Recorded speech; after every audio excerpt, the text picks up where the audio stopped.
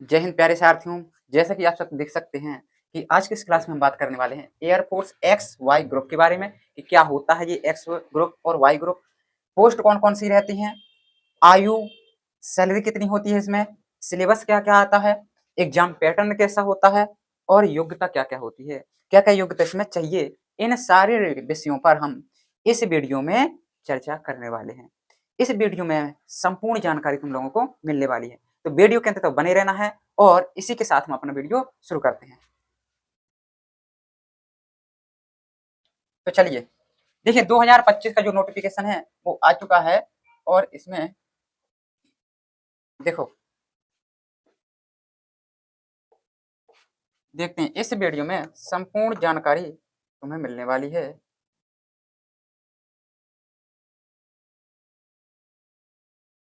ठीक है, तो यहाँ पे देख सकते हैं, देखो क्या होता है। अगर ये फॉर्म भरना है तो ये फॉर्म यानी एयरफोर्स का जो फॉर्म है ये तुम्हें ऑनलाइन ही भरना पड़ेगा। कैसा भरना पड़ेगा? ऑनलाइन भरना पड़ेगा। यहाँ पे लिखा है ऑनलाइन बाई कैंडिडेट्स। ठीक है, कौन सी वेबसाइट पे भरना पड़ेगा? ये तुम्हारी वेबसाइट दी गई है, अग्निपथ वायु। इस वेबसाइट पे तुम्हें फॉर्म भरना पड़ेगा। ठीक है, अब इसके बाद हम बात करते हैं कि जो पेपर होगा तुम्हारा वो कैसा होगा। वो भैया तुम्हारा पेपर ऑनलाइन होगा, ऑनलाइन बेस पेपर होगा तुम्हारा। कैसा होगा? ऑनलाइन बेस होगा तुम्हारा, कंप्यूटर पे तुम्हारा ये एग्जाम होगा। ये एग्जाम जो है वो कैसा होगा? ऑनलाइन बेस पे होगा, कंप्यूटर पे होगा। ठीक है, इसके बाद हम बात करते हैं, यहाँ पे लिखा है, इसके बाद हम बात कर लेते हैं, इसके बाद हम बात करते हैं, इसके बाद लिखा है डेट, एज। एज की बात करते हैं कि कितनी एज लगती है इसमें। तो एज की अगर बात की जाए तो कैंडिडेट बोर्न 3 जुलाई 2004, 3 जनवरी 2008। यहाँ पे जो 2025 के लिए बताया गया है कि उनका जन्म 3 जुलाई 2004 से 3 जनवरी 2008 के बीच में अगर हुआ है तो वो इस फॉर्म को डाल सकते हैं। और अगर एज की बात की जाए तो यहाँ पे लिखा है age limit age date should be 21। 21 साल से नीचे वाले या 21 साल तक के जो बच्चे हैं, स्टूडेंट हैं, वो इस फॉर्म को भर सकते हैं। किसको? एक्स और वाई ग्रुप को। अगर उनकी एज 21 के समथिंग समथिंग है तो वो इस फॉर्म को भर सकते हैं। ठीक है, अगर इसकी एज लिमिट की बात की जाए तो 17.5 से 21 वर्ष आयु के बच्चे भर सकते हैं। 17.5 से ज्यादा होना चाहिए और 21 साल तक होने चाहिए, 21 साल से ज्यादा नहीं होने चाहिए। ठीक है, तो इस एज के बच्चे इस फॉर्म को भर सकते हैं। ठीक है, इसके बाद हम बात करते हैं, लिखा है मैरिटल स्टेटस। यहाँ पे लिखा है ओनली अनमेरिड, मतलब कि जो स्टूडेंट होना चाहिए वो कैसा होना चाहिए? अनमेरिड होना चाहिए, यानी कि विवाहित नहीं होना चाहिए, उसका विवाह ना हुआ हो। ठीक है, ऐसा नहीं कि विवाहित है तो वो फॉर्म नहीं भर सकते। और यहाँ पे मेल फीमेल, मतलब मेल फीमेल, मेल और फीमेल यानी लड़का और लड़की दोनों ही इस फॉर्म को भर सकते हैं। ठीक है, तो यहाँ पे जो फॉर्म होने वाला है वो लड़के और लड़कियों दोनों के लिए ही ये फॉर्म होने वाला है। ठीक है, इसके बाद हम बात करते हैं, इसके बाद हम बात करेंगे, इसके बाद है एजुकेशन क्वालिफिकेशन कि उनके पास डिग्री क्या क्या होना चाहिए, क्या उसके पास एजुकेशन होना चाहिए। तो यहाँ पे लिखा है इंटरमीडिएट 10+12। उनके पास क्या होना चाहिए? 10+12 होना चाहिए बेटा। क्या होना चाहिए? 10 और 12 होना चाहिए। 10 और 12 यानी हाई स्कूल और इंटरमीडिएट होना चाहिए। ठीक है, किससे होना चाहिए? Mathematics, physics and English, physics, math और इंग्लिश। और कितनी होनी चाहिए परसेंटेज? 50% होनी चाहिए, 50% से कम नहीं होना चाहिए। अगर मान लो थोड़ी देर के लिए तुम्हारी 49 पॉइंट कुछ भी बनी है, अगर 99 भी बनी है तो तुम्हारा जो फॉर्म है वो नहीं भर पाएगा। क्यों नहीं भर पाएगा? क्योंकि 50% चाहिए चाहिए है कम से कम, इससे कम बिल्कुल नहीं होने चाहिए। ठीक है, और इसके साथ साथ 50% तुम्हारे जो मार्क्स होने चाहिए ओनली इंग्लिश में होने चाहिए। किसमें? इंग्लिश में। टोटल तो होने ही चाहिए 50%, इसके साथ साथ इंग्लिश में भी 50% कम से कम होना चाहिए। 50% का मतलब है तुम्हारा अगर 70 नंबर का पेपर है, कितने नंबर का? 70 नंबर का पेपर है तो तुम्हारे कम से कम 35 नंबर उसमें आने ही चाहिए। ठीक है, तो टोटल परसेंटेज 50% होने चाहिए, साथ साथ इंग्लिश में कितने होने चाहिए? इंग्लिश में ही 50% मार्क्स होने चाहिए तुम्हारे। ठीक है, इसके बाद हम बात करते हैं, इसके बाद हम बात करते हैं, तो अभी तक हमने क्या डिस्कस कर लिया? हमने डिस्कस कर लिया है एज कितनी होनी चाहिए? 17.5 से 21 होनी चाहिए। और क्या डिस्कस कर लिया हमने? एजुकेशन क्या होनी चाहिए? एजुकेशन 10+12 होनी चाहिए। ठीक है, किसमें होनी चाहिए? 50% होने चाहिए टोटल मिला के फिजिक्स केमिस्ट्री मैथ्स से, और क्या होना चाहिए इंग्लिश में 50% होना चाहिए। इसके बाद हम बात करते हैं, इसके बाद हम बात करेंगे, इसके बाद ये तुम्हारा आ जाता है 8 नंबर। इसके बाद हम बात करेंगे, यहाँ पे है तुम्हारा मेडिकल। मेडिकल में क्या-क्या चाहिए मेल और फीमेल के लिए। मेडिकल की बात करेंगे, यहाँ पे लिखा है हाइट। पहले हाइट, ऊंचाई कितनी होनी चाहिए, तो ऊंचाई पे देखा है हो मेल कैंडिडेट, मेल यानी लड़कों के लिए कितनी होनी चाहिए 152.5 सेंटीमीटर होनी चाहिए। लड़कों के लिए 152.5 सेंटीमीटर हाइट होनी ही चाहिए। मेल के लिए, फीमेल के लिए कितनी होनी चाहिए, फीमेल लड़कियों के लिए 152 सेंटीमीटर होनी चाहिए। कितनी होनी चाहिए 152 सेंटीमीटर होनी चाहिए तुम्हारी, ठीक है। और कुछ एरिया भी यहाँ पे बताए गए हैं, नॉर्थ ईस्ट और हिल यानी जो पहाड़ी इलाके हैं वहाँ के लिए बताई गई है कि मिनिमम 147 सेंटीमीटर बताई गई है, ठीक है, जो कि पहाड़ी क्षेत्र के इलाका है, ठीक है। जैसे लक्षद्वीप यहाँ पे लिखा गया है, लक्षद्वीप एरिया के जो बच्चे हैं उनके लिए 147 सेंटीमीटर और 150 सेंटीमीटर की तकरीबन हाइट होनी चाहिए, वहाँ के लिए थोड़ी छूट मिल जाती है, ठीक है। वेट की वजन बात कर लिया वजन की, तो ये तुम्हारे हाइट और उम्र के हिसाब से तय होता है। इसके बाद हम बात करेंगे, इसके बाद है यहाँ पे ये लिखा है तुम्हारा, इसके बाद लिखा है चेस्ट। चेस्ट यानी सीना, छाती, ये कितनी होनी चाहिए मेल के लिए, लड़कों के लिए लिखा है 77 सेंटीमीटर, 77 सेंटीमीटर होने चाहिए, ठीक है। एटलीस्ट 5 सेंटीमीटर, 77 तो होनी चाहिए। इसके बाद फूलने के बाद कम से कम कितनी फूलनी चाहिए 5 सेंटीमीटर और फूलनी चाहिए, ठीक है। फीमेल के लिए कितनी है, female the chest will be properly and will develop, इनकी भी कम से कम 5 सेंटीमीटर फूलनी ही चाहिए, ठीक है।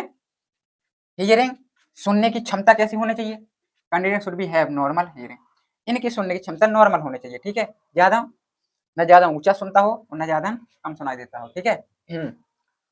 यहाँ पे लिखा भी है डिस्टेंस ऑफ 6 मीटर, 6 मीटर के एरिया में मैक्सिमम सुनता रहे। डेंटल, दांतों का, should have healthy gums good set of teeth, यहाँ पे जो दांत होने चाहिए वो पर्टिकुलर बढ़िया होने चाहिए, मतलब कि शेप में होने चाहिए, ऐसे नहीं कि टेढ़े मेढ़े हों आगे पीछे भाग रहे हों, तो यहाँ पे बढ़िया होने चाहिए दांत हमारे, ठीक है। यहाँ पे आई आंखों का साइज बताया गया है, आंखों में क्या करेंगे वो कलर देंगे, तुम्हें देखने के लिए कलरों को चॉइस करना पड़ेगा, पेन से इस तरीके से तुम्हें करना पड़ेगा ताकि तुम्हारी आंखें देखेंगे वो सही है या नहीं है, किस तरीके से तुम्हारी बात करते हैं, ठीक है। इसके बाद हम यहाँ पे लिखा है general health should be fit, यहाँ पे जो तुम्हारा हेल्थ होना चाहिए वो कैसा होना चाहिए, candidate should be fit for the airport, यहाँ पे जो तुम्हारा हेल्थ होना चाहिए वो कैसा होना चाहिए फिट होना चाहिए एकदम, ठीक है। इसके बाद, इसके बाद यहाँ पे देखने वाली बात ये है, यहाँ पे लिखा है कंसप्शन ऑफ नैर्को नार्कोटिक ड्रग्स, मतलब कि जो लड़का होगा वो ड्रग्स आदि का आदि नहीं होना चाहिए, यानी वो ड्रग्स और गांजे की लत नहीं होनी चाहिए, किसी प्रकार का नशा ना करता हो। अगर वो इस तरीके की चीजें लेता है तो वो इस फॉर्म को नहीं भर सकता है, ठीक है। इसके बाद लिखा है बॉडी टैटू, शरीर पर किसी भी प्रकार का टैटू नहीं होना चाहिए, अगर टैटू है तो वो रिजेक्ट हो जाएगा, मेडिकल से बाहर ही हो जाएगा, फॉर्म नहीं भर पाएगा बेटा, ठीक है। तो इस तरीके की चीजें बिल्कुल नहीं करना है, इस तरीके की चीजें टैटू वैटू अगर बनवाए हो या बनवाने की सोच रहे हो तो बिल्कुल ना बनवाएं, नहीं तो फॉर्म नहीं भर पाओगे। इसके बाद, इसके बाद बात करने वाले हैं, यहाँ पे आ जाएंगे। इसके बाद है सैलरी की बात कर लेते हैं। यहाँ पे जो सैलरी वाली होने वाली है, यहाँ पे सैलरी तुम्हारी स्टार्टिंग में 30,000, यहाँ पे जो स्टार्टिंग सैलरी होने वाली है वो तुम्हारी 30,000 से स्टार्टिंग होने वाली है तुम्हारी, फिर इसी तरीके से तुम्हारी धीरे धीरे बढ़ती रहेगी, तो स्टार्टिंग जो सैलरी है वो 30,000 से तुम्हारी होने वाली है, ठीक है। इसके बाद, इसके बाद हम बात कर लेते हैं कि तुम्हारे जो एग्जाम पैटर्न है वो कैसा होगा और कौन कौन सब्जेक्ट आएंगे, ठीक है। तो यहाँ पे जो तुम्हारे देखो science subject total duration of the online test shall be 60 minute, यानी जो तुम्हारा पेपर होने वाला है वो कितने समय का होने वाला है 60 मिनट का, यानी 1 घंटे का पेपर होगा तुम्हारा, और ऑनलाइन होगा कंप्यूटर बेस्ड होगा, 60 मिनट यानी 1 घंटे में तुम्हारा पेपर पूरे तरीके से हो जाएगा, ठीक है। और इसमें क्या क्या आएगा देखो, इसमें तुम्हारे एयरफोर्स एक्स में मैथ आती है, फिजिक्स आती है और इंग्लिश।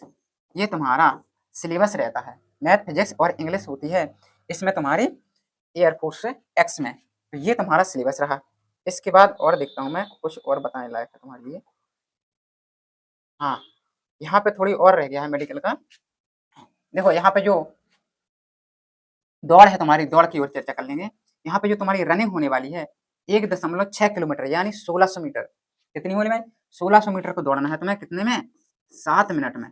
7 मिनट में तुम्हें क्वालिफाइंग करना है इस रनिंग को। लड़कों के लिए 7 मिनट दिया गया है, लड़कियों के लिए 8 मिनट दिया गया है। 1 मिनट उनको डिस्काउंट दिया गया है, बढ़ाया गया है। 1600 मीटर की तुम्हारी दौड़ होने वाली है, ठीक है। इसके बाद 10 पुशअप लगाना है तुम्हें, 10 सिटअप्स लगाना है और 20 तुम्हें पुश-पुल लगाना है, स्क्वाट, ठीक है। तो यहाँ पे ये तुम्हारे लिए होने वाले हैं मेडिकल का। फीमेल के लिए क्या है? 10 कहा है और 15 पुश-पुल कहा है। ये तुम्हारे इस तरीके से मेडिकल का होने वाला है। इसके बाद